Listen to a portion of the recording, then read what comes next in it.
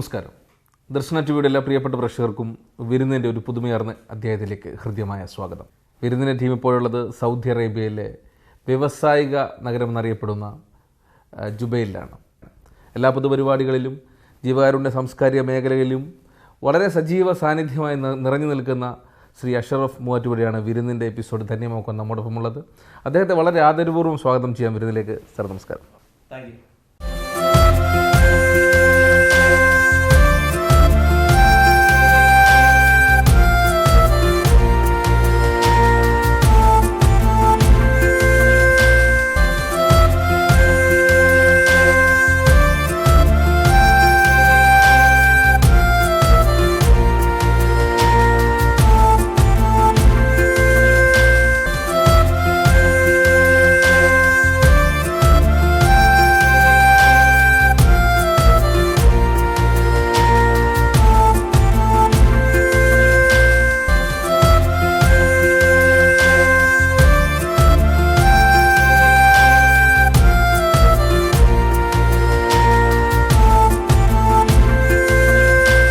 എങ്ങനെയായിരുന്നു സൗദി അറേബ്യയിലേക്ക് ഒരു വരവും, അതോ അതിനു മുമ്പ് നാട്ടിലെ വിദ്യാഭ്യാസ രാഷ്ട്രീയ മേഖലകളിലേക്കുള്ള ഒരു കടന്നുവരവ്? എൻ്റെ സ്വദേശം മൂവാറ്റുപുഴയാണ്, എറണാകുളം ജില്ലയിലെ.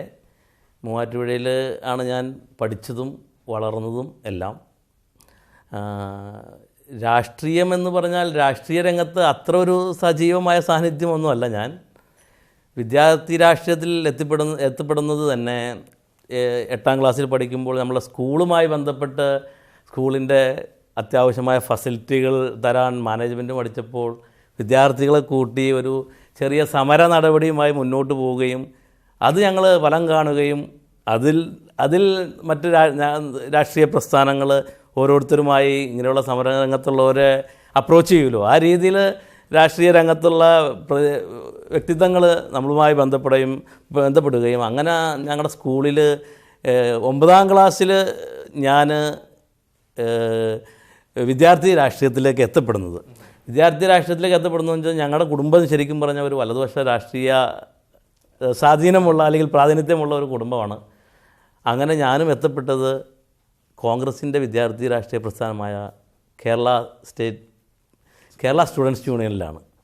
അങ്ങനെ 9ാം ക്ലാസ്സിൽ ആ സ്കൂളിലെ KSUവിൻ്റെ യൂണിറ്റ് പ്രസിഡൻ്റ് ആവുകയും ആ വർഷം രാഷ്ട്രീയപരമായി നടന്ന ആ സ്കൂളിലെ തെരഞ്ഞെടുപ്പിൽ ഞാൻ ആ സ്കൂളിൻ്റെ ചെയർമാനായി. അങ്ങനെ അടുത്ത വർഷം 10ാം ക്ലാസ്സിൽ ഞാൻ പഠിക്കുമ്പോൾ വളരെ വാശിയേറിയ മത്സരത്തിലൂടെ ആ സ്കൂൾ ലീഡറായി. അതാണ് എൻ്റെ വിദ്യാർത്ഥി രാഷ്ട്രീയത്തിൻ്റെ തുടക്കം. പിന്നെ എൻ്റെ കോളേജ് വിദ്യാഭ്യാസവും KSU രാഷ്ട്രീയത്തിലൂടെ ആയിരുന്നു. ഞാൻ അനവധി പ്രവർത്തനങ്ങൾക്ക് കോളേജിലും തീർച്ചയായിട്ടും നമ്മുടെ നാട്ടിലും ഈ പ്രസ്ഥാനവുമായി ബന്ധപ്പെട്ട് ഞാൻ പ്രവർത്തിച്ചിട്ടുണ്ട്. പിന്നെ എൻ്റെ വിദ്യാഭ്യാസത്തിന് ശേഷം 95-ന് ശേഷമാണ് ഞാൻ പ്രവാസ ലോകത്തേക്ക് എത്തപ്പെടുന്നത്. അതുവരെ നമ്മളവിടെ വിദ്യാർത്ഥി രാഷ്ട്രീയത്തിലും അതുപോലെ തന്നെ യൂത്ത് കോൺഗ്രസ്സിലൊക്കെ നമ്മൾ കഴിയുന്ന രീതിയിലുള്ള സജീവമായ പ്രവർത്തനങ്ങളുണ്ടായിരുന്നു. പ്രവർത്തനങ്ങൾ രാഷ്ട്രീയത്തിലുപരി നമ്മളൊരു ജീവകാരുണ്യ സാമൂഹ്യ പ്രവർത്തനമായിരുന്നു അവിടെയും ഇവിടെയും നമ്മളെപ്പോഴും ലക്ഷ്യം വച്ചിരുന്നിട്ട്. എങ്ങനെയാണ് OICC എന്ന ഒരു ഗ്ലോബൽ കമ്മിറ്റി മെമ്പറാണ് ഇപ്പോൾ താങ്കൾ. എങ്ങനെയാണ് ആ ഒരു തസ്തികയിലേക്ക് എത്തിയതും OICCയുടെ ഒരു രൂപീകരണവും ഒക്കെ എങ്ങനെയായിരുന്നു, പ്രത്യേകിച്ച് ജുബൈലിൽ? ശരിക്കും ഞാൻ ഒരു പ്രവാസി ആകുന്നതിന് വേണ്ടി ഗൾഫിൽ എത്തപ്പെടുകയല്ലായിരുന്നു. എൻ്റെ സിസ്റ്ററുടെ ഭർത്താവ്, അളിയന്, അതുപോലെ അമ്മാവന്മാരെല്ലാം ഇവിടെ ഉണ്ടായിരുന്നു. ഞാൻ റിയാദിലാണ് ആദ്യം വന്നത്. അപ്പോൾ റിയാദിൽ ഞാൻ ഇവരുടെ എല്ലാം എടുത്ത് വന്ന ഒരു 2 വർഷത്തെ നമ്മുടെ ഈ രാജ്യം കാണും ഒക്കെ ആയിട്ട് തിരിച്ചു പോകണം എന്നൊരു ലക്ഷ്യത്തിൽ വന്ന ആളാണ്. ശരിക്കും പറഞ്ഞാൽ ഇതിൻ്റെ പിന്നിൽ എൻ്റെ വീട്ടുകാർക്ക് ചിലപ്പോൾ ഒരു അജണ്ട ഉണ്ടാവും, എന്നെ അവിടുത്തെ നാട്ടിലെ ആ അന്തരീക്ഷത്തിൽ നിന്നും ആളൊന്ന് മാറ്റുക എന്ന്. അതെനിക്ക് ശരിക്കും മനസ്സിലായിട്ടില്ല.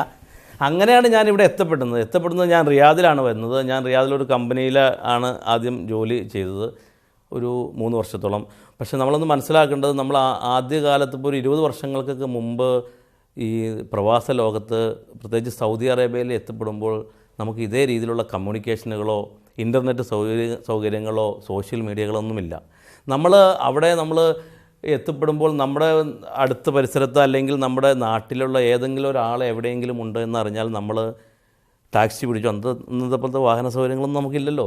അപ്പോൾ നമ്മൾ ടാക്സി പിടിച്ചും മറ്റും നമ്മൾ നടന്നും അവരെ കണ്ടെത്തുകയാണ്. അവരെ കണ്ടെത്തുമ്പോൾ നമ്മുടെ നാട്ടിലുള്ള ഒരാളെ കാണുന്ന ഒരു സുഖം, ഇന്നത്തെ രീതിയിലുള്ള ടെലികമ്മ്യൂണിക്കേഷനോ കാര്യം ഇല്ലാത്തതാണ്. നമ്മൾ ആളെ ലൈവിൽ പോയി കാണുമ്പോൾ ഉണ്ടാകുന്ന ഒരു സുഖം വളരെ നല്ല സുഖമാണ്. അങ്ങനെയാണ് ഞങ്ങൾ ശരിക്കും പറഞ്ഞിട്ടുണ്ടെങ്കിൽ ഈ അവിടെ അന്ന് റിയാദിൽ സജീവമായ പല കോൺഗ്രസ് കൂട്ടായ്മകളും ഉണ്ട്. പക്ഷേ കോൺഗ്രസ്സിൽ പല പേരുകളിലായി അറിയപ്പെട്ട ഒട്ടനവധി സംഘടനാ പ്രവർത്തനങ്ങളുണ്ട്. അതിൽ ഞാൻ Indiraji Priyadarshini arts and sports club എന്ന് പറഞ്ഞ ഒരു സംഘടനയുണ്ടായിരുന്നു. അവിടെയാണ് ഞാൻ ആദ്യമായി എത്തപ്പെടുന്നത്. അങ്ങനെ അവിടെ സാമൂഹിക പ്രവർത്തനങ്ങളും കലാപരിപാടികളുമായി ആ സംഘടന മുന്നോട്ട് പോകുമ്പോൾ അതിനകത്തൊരു ചെറിയ സാന്നിധ്യമായിരുന്നു ഞാൻ ഒരു 2-3 വർഷത്തേക്ക്. എനിക്കുമല്ല ഒരു ക്രോഡീകരണം ഏകദേശം ഒരു 1.5-2 ഏകദേശം ഒരു 4 വർഷത്തോളം ആയിട്ടുണ്ടാവും.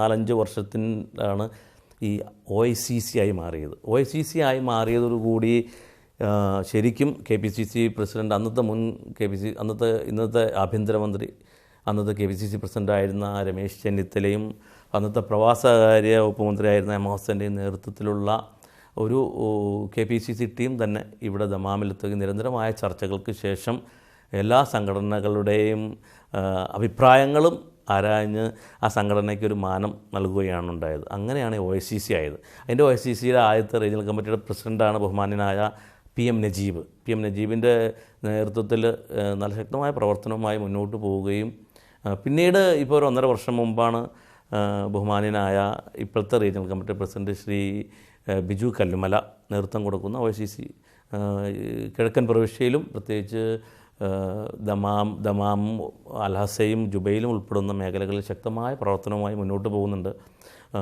OICCയെ സംബന്ധിച്ചിടത്തോളം രാഷ്ട്രീയപരമായ ഇടപെടലിനേക്കാളും കൂടുതൽ അനവധി ജീവകാരുണ്യ പ്രവർത്തനങ്ങൾ നടത്തുന്ന ഒരു സംഘടനയാണെന്ന് നമുക്ക് പത്രമാധ്യമങ്ങളിലൂടെയും ദൃശ്യമാധ്യമങ്ങളിലൂടെയും കാണാൻ കഴിയും. ഗ്ലോബൽ എന്ന് പറയുമ്പോൾ തന്നെ നമുക്ക് വിദേശ രാജ്യങ്ങളെല്ലാം തന്നെ ലോകത്തെമ്പാടുമുള്ള കോൺഗ്രസ് അനുഭാവികളെ ക്രോഡീകരിച്ചുകൊണ്ട് ആ ഒരു സംഘടന രൂപപ്പെടുകയും ആ സംഘടനയുടെ ഈ ഗ്ലോബൽ കമ്മിറ്റിക്ക് മെമ്പറായി താങ്കളെ തിരഞ്ഞെടുക്കുകയുണ്ടായ ഒരു സാഹചര്യം എങ്ങനെയായിരുന്നു? ഞാൻ പറഞ്ഞല്ലോ, ഈ പ്രവർത്തനങ്ങളുടെ ഒരു തുടർച്ചയായ രീതിയിലാണ് OICC ആയി മാറിയതും. 2003 ശരിക്കും പറഞ്ഞാൽ ഈ 95 മുതലുള്ള ഒരു കോൺഗ്രസ് സംഘടനാ പ്രവർത്തനമുള്ള ഒരു വ്യക്തിയായിരുന്നു ഞാൻ. പ്രത്യേകിച്ച് ഇവിടെ ദമാമിലാണെങ്കിലും റിയാദിലാണെങ്കിലും എല്ലാവർക്കും എന്നെ ശരിക്കും അറിയാം. അപ്പോൾ ഈ OICCയുടെ ഇപ്പോഴത്തെ നിലവിലുള്ള റീജിയണൽ കമ്മിറ്റി വരുന്ന ഒരു 1.5 വർഷങ്ങൾക്ക് മുമ്പ് ദമാമിൽ നിന്നും ശക്തമായ രീതിയിൽ തെരഞ്ഞെടുപ്പിലേക്ക് ഈ കമ്മിറ്റി തെരഞ്ഞെടുപ്പിലേക്ക് വരുമെന്ന ഒരു സാഹചര്യം വരികയും അത് ഒഴിവാക്കുന്നതിന് വേണ്ടി വളരെ ശക്തമായ ചർച്ചയ്ക്ക് നേതൃത്വം കൊടുത്തു. അതിൽ ഒരു വ്യക്തിത്വം കൂടിയാണ് ഞാൻ. അങ്ങനെ ഒരു അഭിപ്രായ വ്യത്യാസങ്ങൾ എല്ലാം മറന്നുകൊണ്ട് ഒന്നിച്ചുകൊണ്ട് ഒരു കമ്മിറ്റി, ഗ്ലോബൽ കമ്മിറ്റിയുടെ നേതൃത്വത്തെ അറിയിക്കുന്നതിന് വേണ്ടി പ്രത്യേകിച്ച് സൗദി അറേബ്യയിലെ ആദ്യമായിട്ട് കഴിഞ്ഞത് ഈ ദമാം റീജിയണൽ കമ്മിറ്റിക്കാണ്. എന്തൊക്കെ തരം ഒരു ജീവകാരുണ്യ പ്രവർത്തനങ്ങൾ ചെയ്യാൻ കഴിഞ്ഞു എന്നുള്ളത് താങ്കൾക്ക് ഓർക്കുകയാണെങ്കിൽ ഏതാണ് പ്രധാനപ്പെട്ടത് മനസ്സിൽ വരുന്നത്? ജുബൈലിനെ സംബന്ധിച്ചിടത്തോളം നമ്മുടെ OICC എന്ന ഒരു ലേബലിൽ മാത്രമല്ല നമ്മളുടെ ജീവകാരുണ്യ പ്രവർത്തനങ്ങളും സാമൂഹ്യ പ്രവർത്തനങ്ങളും ഞങ്ങൾ മുന്നോട്ട് പോകുന്നത്. പ്രത്യേകിച്ച് ഇവിടെയുള്ള OICCയുടെ മറ്റ് നേതാക്കന്മാർ ഇപ്പോഴത്തെ ഏരിയ കമ്മിറ്റിയുടെ പ്രസിഡൻ്റായാലും അതുപോലെ തന്നെ മുൻ പ്രസിഡൻ്റായാലും അവരെല്ലാവരും ആയിട്ട് ഞങ്ങൾ വളരെ സഹകരണത്തിലാണ് മുന്നോട്ട് പോകുന്നത്. പ്രത്യേകിച്ച് OICC ഏറ്റെടുത്ത് നടത്തുന്ന വലിയ പരിപാടികൾ, ഒട്ടനവധി പ്രവർത്തനങ്ങൾ ജുബൈൽ കേന്ദ്രീകരിച്ചുണ്ട്.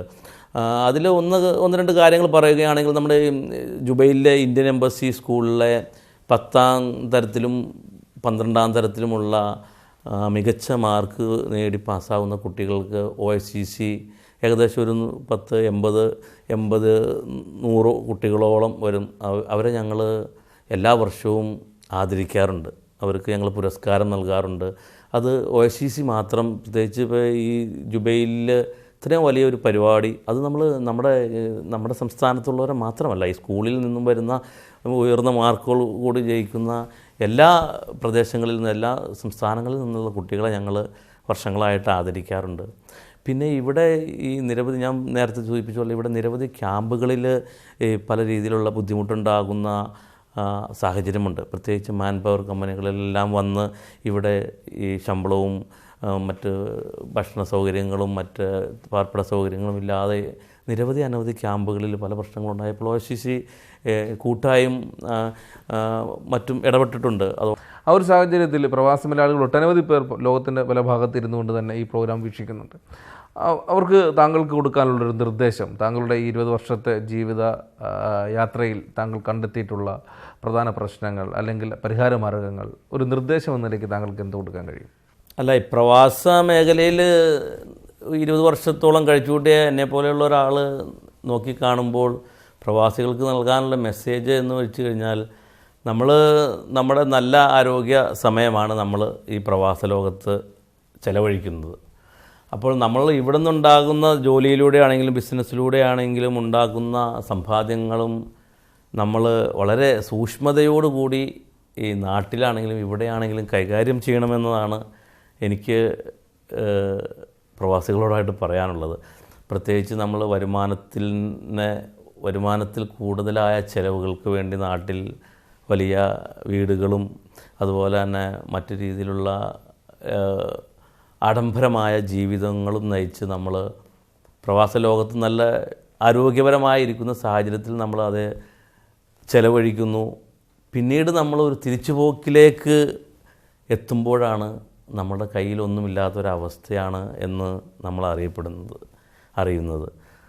അപ്പോൾ നമ്മുടെ കയ്യിലൊന്നുമില്ലാത്തൊരവസ്ഥ വന്നാൽ തീർച്ചയായും നമ്മളെ നാട്ടിലാർക്കും വേണ്ടാത്തൊരവസ്ഥയാകും എന്നതാണ് എനിക്ക് തോന്നുന്നത്. സർ, ഇനി താങ്കളുടെ കുടുംബവിശേഷങ്ങൾ, നാട്ടിൽ ആരൊക്കെയാണ് നാട്ടിലുള്ളത്, ഇവിടെ താങ്കളോടൊപ്പം ആരൊക്കെയുണ്ട്?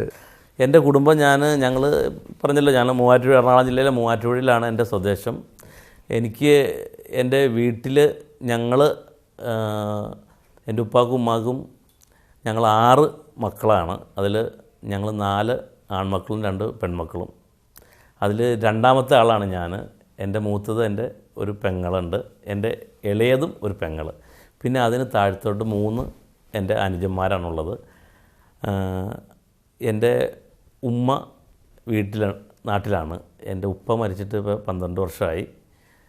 ഉപ്പായും ഞാനും ഇവിടെ 2004 എന്നാണ് എനിക്ക് തോന്നണത്, ഒന്നിച്ച് 2004 2005 ഒന്നിച്ച് ഞാനും ഉപ്പായും ഹജ്ജ് ചെയ്ത് ഇവിടെ വന്ന് ഹജ്ജ് ചെയ്ത് ഉപ്പായും ഉമ്മായും ഞാനും ഒന്നിച്ച് ഹജ്ജ് ചെയ്ത് തിരിച്ചു പോയി. ഉപ്പ പെട്ടെന്ന് മരിക്കുമായിരുന്നു.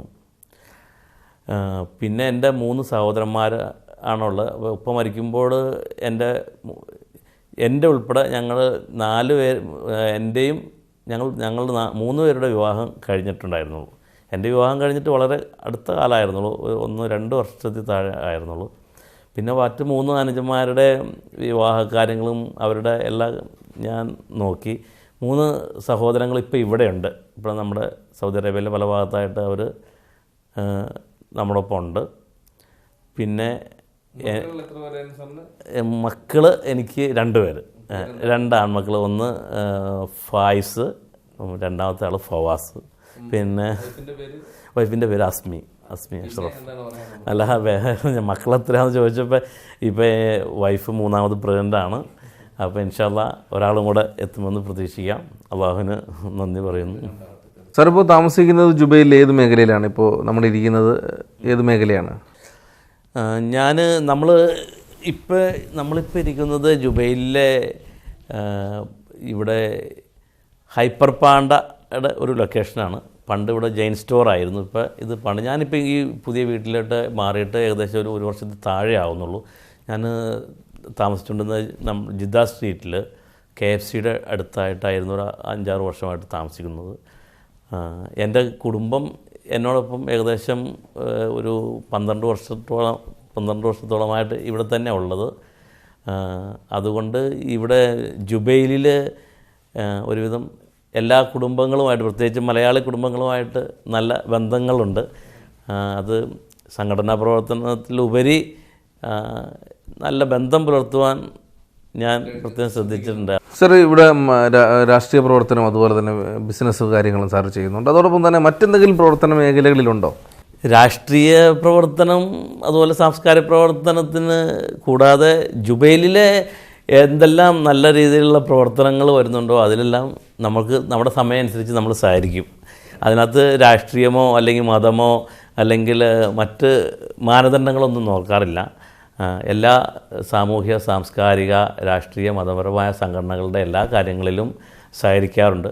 പിന്നെ പ്രത്യേകിച്ച് മറ്റ് പ്രവർത്തനങ്ങൾ എന്ന് വെച്ചിട്ടുണ്ടെങ്കിൽ നമ്മളിവിടെ ടോസ്റ്റ് മാസ്റ്റേഴ്സ് ക്ലബ്ബുണ്ട്. അതിൽ മലയാളം ടോസ്റ്റ് മാസ്റ്റേഴ്സ് ക്ലബിൻ്റെ ഒരു സ്റ്റുഡൻ്റാണ് ഞാൻ.